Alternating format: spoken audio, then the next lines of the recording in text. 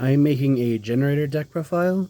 It's been a while since I last played this deck, but with the improvements I made to it, it is really fun to play, but annoying to face.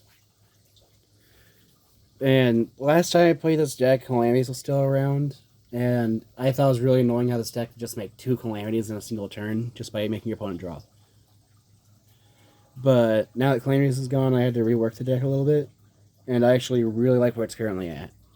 There's only one change I'd make to it, but I'll state that when I get to it. And then I start off with the monsters. I play 3 copies of Condemned Witch. Condemned Witch says when it's normal summoned, you can add 1 Forbidden Quick Play spell from your deck to your hand. Which, if you have it, I would say play Forbidden Droplet. Otherwise, you can play Forbidden Chalice instead, which is what I'm doing since I don't have droplets. But it also has the effect of during your opponent's main phase, quick effect. You contribute it, special on 1 level 4 fairy from your deck, except for another Condemned Witch. And that target would be one of 3 Lopter Shadow of the Generator bosses. Lopter has the effect you can control all the generator monsters, share the effect you can control 1 of that monster. And then they all have unique effects from there, all of which being hard once returns. But Lopter has the effect of during your opponent's turn, all generator monsters gain 1,000 attack and defense. But then during your main phase, or during the main phase, I mean, you contribute 1 generator monster, special on 1 level 9 generator monster with a different name from your deck. And then I also play 2 copies of Hela, Generator, Boss of Doom. Hela can tribute a generator or a zombie to bring back a generator or zombie monster from your graveyard with a different name. Hela is the reason that this deck can play under Zombie World. Play 1 copy of Dovelgus, Generator, Boss of Iron. Dovelgus says that you can tribute a generator or a machine to summon a generator or machine from your hand. Or you can tribute any number of generator or machine monsters to summon that many generator machines from your hand, I mean. I've only used this effect once, and I've only been able to do it for 1 monster. But then I play 1 copy of Trias Hierarcha. Its effect reads that during the main phase, if this card's in your hand, you contribute up to 3 fairy monsters, special one from your hand, but banish them leaves the field. And then lets you play 1 of 2 effects, depending on how many fairies contributed. If you contributed 2 or more, you can destroy 1 card your opponent controls, or if you contributed 3, you can draw 2 cards and destroy 1 card your opponent controls.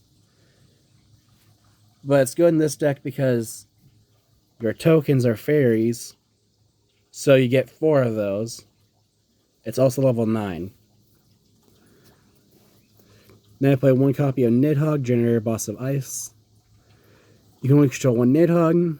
If your opponent would special summon a monster, you can tribute 1 generator or worm to negate that effect. Or negate that summon if you destroy that monster. However, it works the same summons that Strike can negate, so it can't negate the effect of a monster to summon itself, but your opponent would Link summon, Synchro summon, XZ summon, or Pendulum summon. It can negate those summons. It just can't negate anything that would start a chain.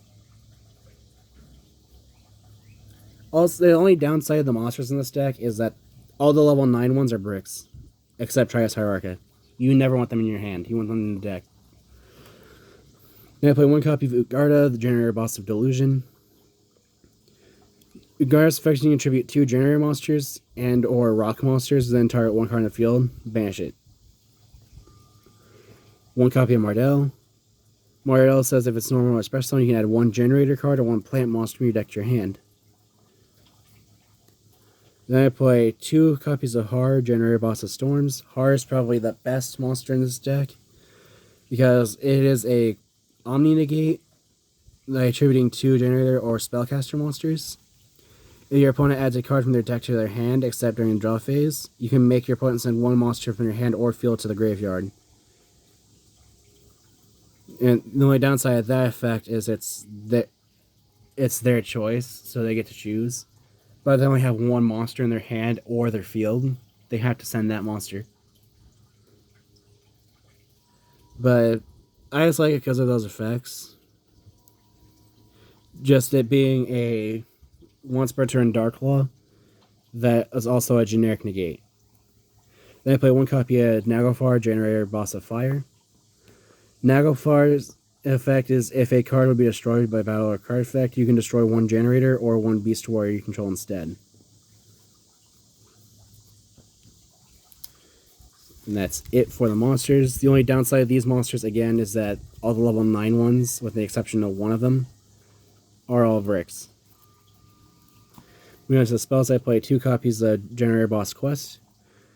This lets you reveal a generator monster in your hand, and if you do, add up to 2 generator spells or traps with different names from each other and quest, add them to your hand, and then put the revealed monster at the bottom of your deck. And you can only activate 1 quest per turn. Then I play 3 copies of Forbidden Chalice. Just target a monster from the field, its effects are negated until the end phase, but it gains 400 attack. Like I said, I only play Chalice because I don't have droplets. If I had droplet, I'd be playing that instead.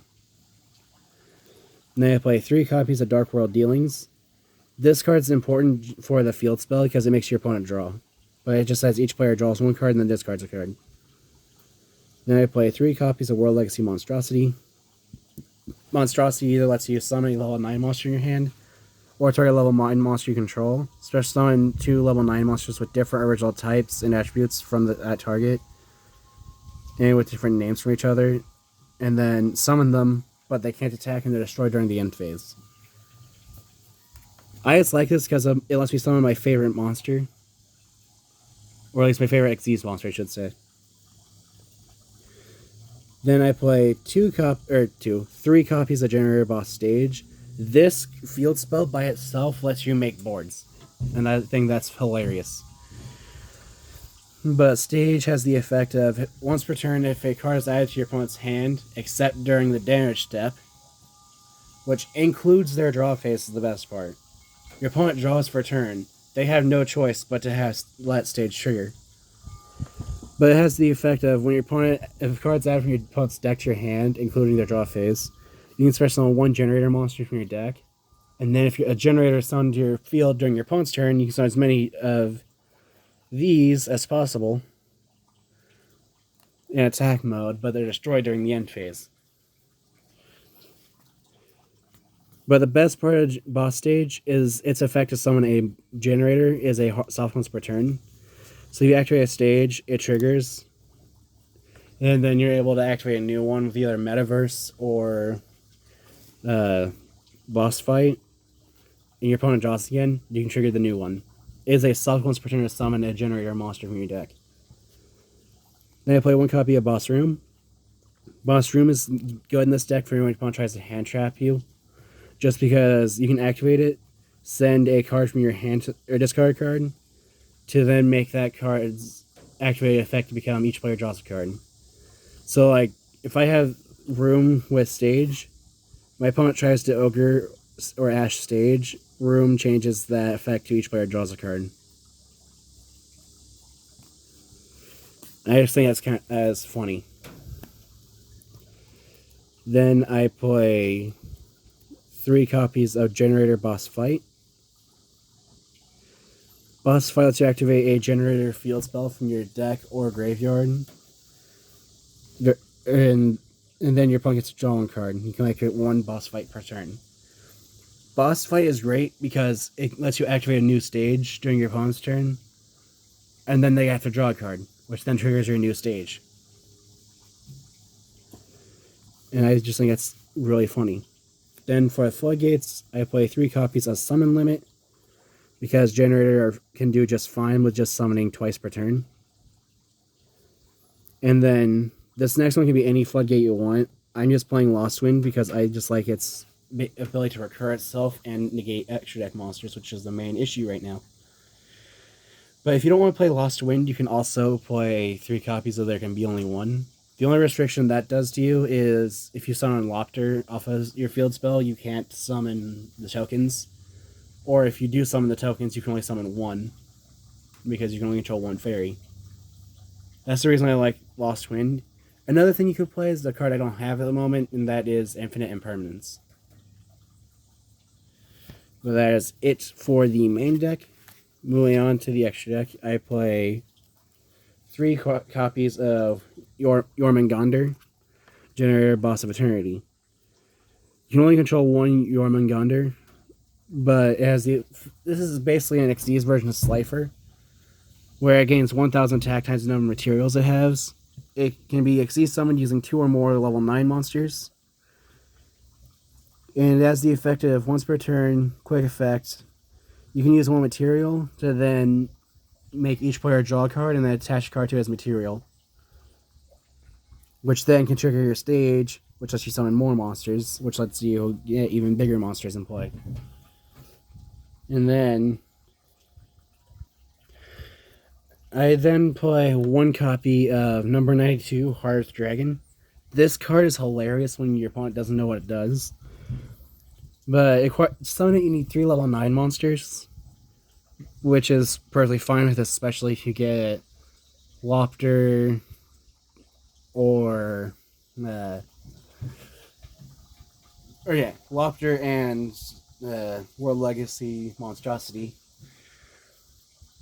But when it's at the end of the turn, it can use 1. It can't be destroyed by battle. Let's go start here. Hearth Dragon cannot be destroyed by battle. Your opponent takes any battle damage you would take from battles involving it instead. If it's destroyed while it has at least 1 material, it summons itself back from the grave and then gets to gain 1,000 attack for each card that's currently removed from play. And during your opponent's end phase, you can use 1 material to then remove any card from play, all cards on the field from play that were played that turn. So if you're facing Altergeist and you make this, they literally can't make a board going second. Yeah, they can summon a monster, set 5 pass, but then Hearth Dragon's just going to banish all those cards. It's really hard for them to make a board against this unless they have infinite permanence, and if they do, you have outs to it. Because normally when you make Hearth Dragon, it'll also be next to a Har or something. And then I play 3 copies of 9 Lives Cat.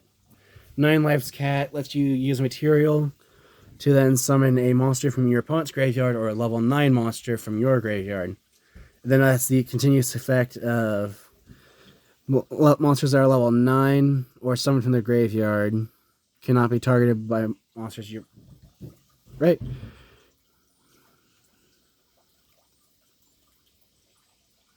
Okay, my bad. I'm getting this protection effect wrong.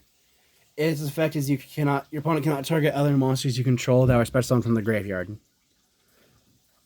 Which, its protection doesn't matter as much as it's being able to summon another thing from the grave. The only reason I play 3 9 Lives Cat, though, is because last time I used this was in a tag duel with Galaxy Eyes.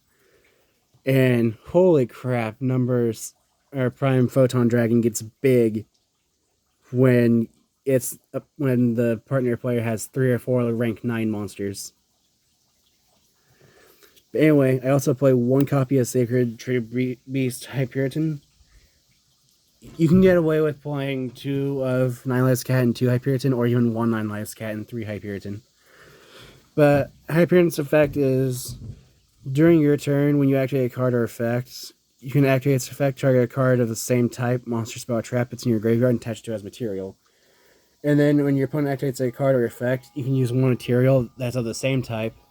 So like if your opponent activates a spell card, you can detach a spell material to then negate that spell card. I just like it because of how it is a generic negate depending on what its materials are. Then I play 1 copy of number 9 Dyson Sphere. I just like this because I've been able to win games because of this card, and it's just hilarious. So that has the effect of once per battle during your opponent's turn. If it has at least 1 overlay unit, it can then negate the attack on it. So as long as it has 1 material, it can't be destroyed in battle without any kind of special means. So like, your opponent can keep trying to attack it all they want with Blue Eyes White Dragons, but it can't be destroyed in battle, because it won't let the battle happen. You just keep negating. Anyway, its other effect is, if your opponent has a monster stronger than it in play, you can use 1 material to give it the ability to attack directly. And then if it's attacked while it has no materials, you can then target 2 cards in your graveyard and attach those targets to as material. So it can keep getting its materials back, which is why I like it so much. Just because your opponent's not able to deal with destroying a monster by card effect, which I highly doubt that they can't, then it becomes a problem. Then I play 3 copies of Phantom Fortress Inner Blathnir. Inner Blathnir just says you can use a material to activate one of 4 effects, which is banish a card your opponent controls, banish one random card from your opponent's hand, banish a card from your opponent's graveyard, or banish the top card of your opponent's deck face up. This card used to be really dirty, which is what made me think I should probably play this card. Because there used to be an FTK deck that you just keep summoning Inner Blathnir over and over and over and over to get rid of your opponent's hand, and then their entire deck. It was annoying. But the card that did that got an effect change, so that's why everything's fine. Then I play 3 copies of Infinite Track Earth Slicer. Earth Slicer lets you use any number of materials to target that many cards on your opponent's field and destroy them. And then if Earth Slicer destroys a monster by battle, you can then attach that monster Earth Slicer from the graveyard to it as material. And that is it for my generator deck profile. If you have any ideas what I can do to improve the deck, any other decks you'd like me to make deck profiles of, or decks you'd like to see face each other, feel free to comment those below. Thanks for watching.